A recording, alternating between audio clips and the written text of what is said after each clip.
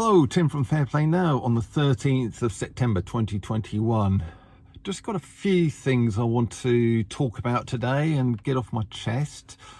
First one is about the video I made yesterday about this supposed government decision to either shelve or scrap a certain type of passport. And I was just literally reporting on that and sort of reporting it as good news. And reading my comments, I had a lot of comments under that video kind of going along the lines of, oh, you know, I wouldn't trust the government one little bit, you know, it's just classic gaslighting, and it will no doubt soon be back on the agenda once again. And basically I want to just clarify that in no way do I trust this government as far as I could throw them.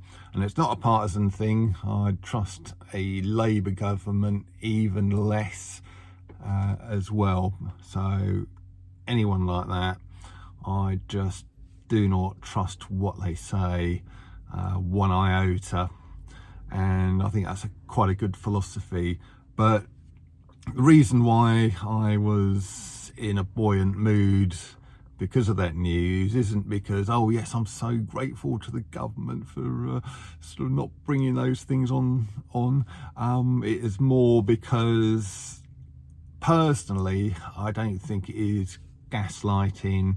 Could be wrong. I mean, I could get home now and find they've flip-flopped on that yet again and it is back on the table. But at the moment, personally, I think they have run into problems with it in one way, shape or form or another. They've realised that either A, it's going to be just totally impossible to enforce, or they've sort of just gauged that there's going to be too much pushback on it. Because after all, after 9/11, you had old Blunkett, didn't you, kind of very keen to bring in identity cards. I don't know if you remember that whole shenanigans 20 years ago. And the dust had hardly settled on those on that sort of tragedy when he was going on and on about identity cards, and that whole thing rumbled on for a good year or two until it just died a death. And I'm just hoping that it's really the same story. Much as they'd want to do it, they're just getting too much pushback on it.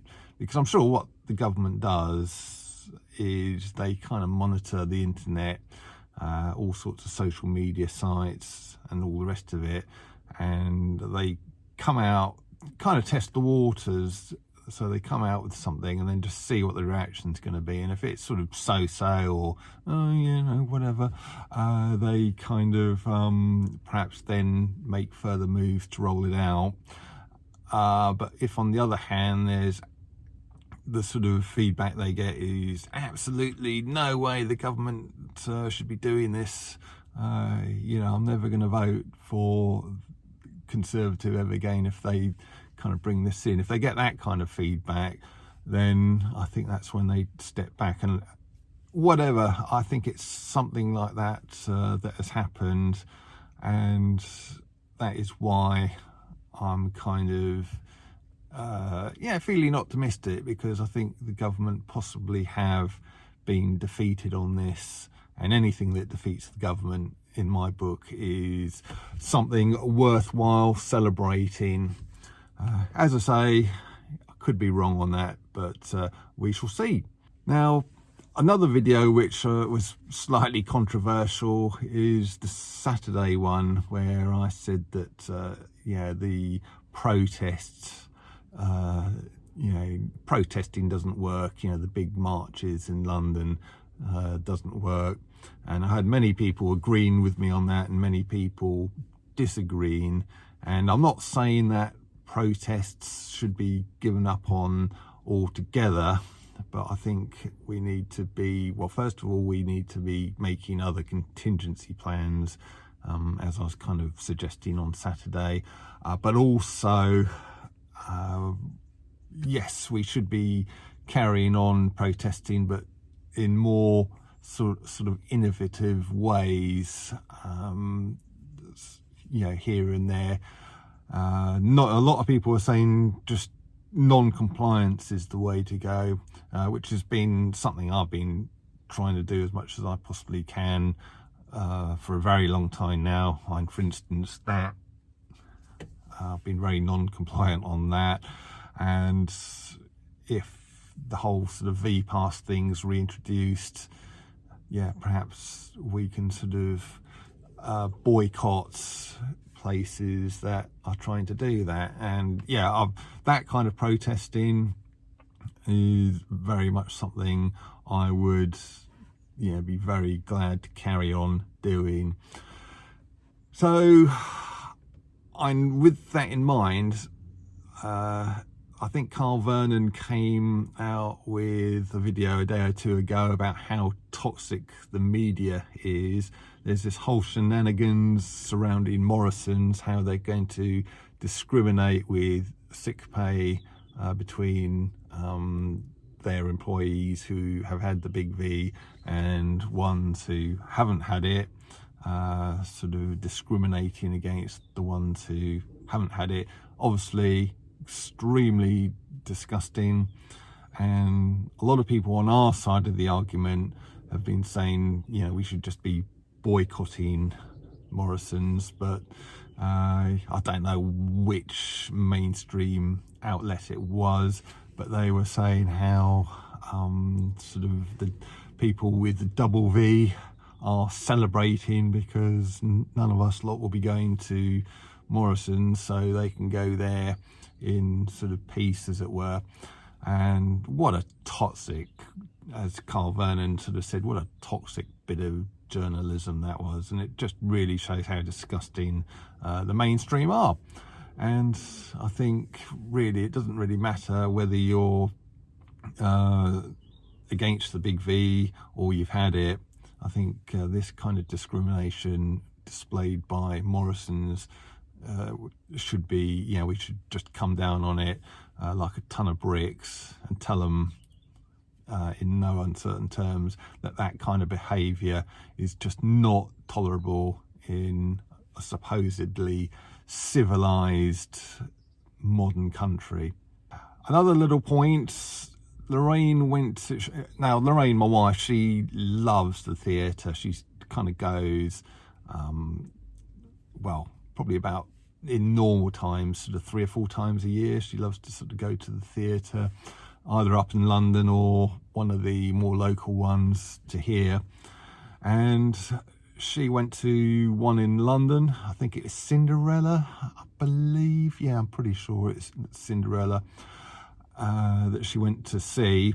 Now, on the ticket, or the website where she got the tickets from, it was saying that you won't be allowed entry unless you've had either a proof of double V or a negative test. So she was pretty worried about that, wondering what's, because she's not obviously not going to do either. So she didn't know what was going to happen when she got to the door. But very pleased to kind of announce that she just sailed in there, no problems as far as that sort of thing was concerned at all. So she just got straight in. Obviously they just checked that she had a ticket, but that is the only check they did. So just thought I'd give you that as a bit of personal feedback on Lorraine's behalf, at least, and hope it kind of maybe sets your mind at rest a little bit if you've got something like that booked as well. Maybe you've got a concert booked or theatre booked, and you're worried about, are you going to be sort of asked for those kind of things? Obviously no guarantee that that won't happen, but just thought I'd give you Lorraine's experience. And it kind of looks like they're not, a lot of these places, or most of these places, aren't bothering with that. But obviously you need to sort of do your own due diligence on that kind of thing if you are thinking of booking a ticket. But if you've got one already booked, that might set your mind at rest a little bit. So just one last thing for now, masks. I saw this fantastic video yesterday. I'm not sure I'm going to be able to put a link to it. And I saw it on Telegram, and their videos are always kind of hard to share. You can't just copy and paste them even onto the website. So I thought all I'll do is just basically describe it. So you've got this guy in America, sort of like an American painter and decorator basically, and he's just done a big old sort of paint job, and he's absolutely covered with paint. You know, he's got his mask on, he's got an N95 mask on, but the rest of his face is just covered with sort of paint.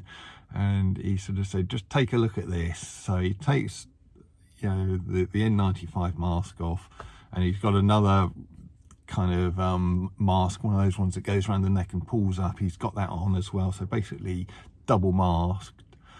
And he takes that off as well, and then you can see where the paint sort of tracks up, because I've done this dusty jobs. Even though you've got masks on, it comes in around the edges, and you can see where it tracks in up the nostrils, yeah, towards and then up the nostrils. And yeah, even though you're taking these kind of precautions, you still get a bit of dust going up the nose. And then he said he did something rather disgusting. He got a mask, one of those black ones, and then he put it against his face and sort of just, you know, sort of basically ejected out a load of snot really out of his nose into this sort of black mask. And then he sort of showed it, so it's a little bit graphic, a bit disgusting, but you could see on the mask when he held it up, there's just specks of white paint all over it. And then he kind of ended the video by saying, look, you know, obviously particles of paint are way, way bigger than sort of anything else, you know, sort of biological things, shall we say. And he said, if this is what happens with paint, you know, paint can get through these two masks and up my nose, how the hell do you think it's going to stop any kind of lurgies sort of going in there? And then he just finished by saying, for heaven's sake, get those damn things off your faces and have a bit of self-respect. So it's, yeah, obviously my sentiments exactly. And if you're, I know I do get a few people who watching these videos who think that masks are a great idea, but after watching that video or hearing about it at least, you know, you might think twice, because I know from experience, I've worn masks, and you know, the stuff does come in around the edges and up your nose. And as the guy said, if they can't stop very, very large particles, relatively speaking, of paint and dust, they're certainly not going to stop the very, very tiny, minuscule bits of biological matter.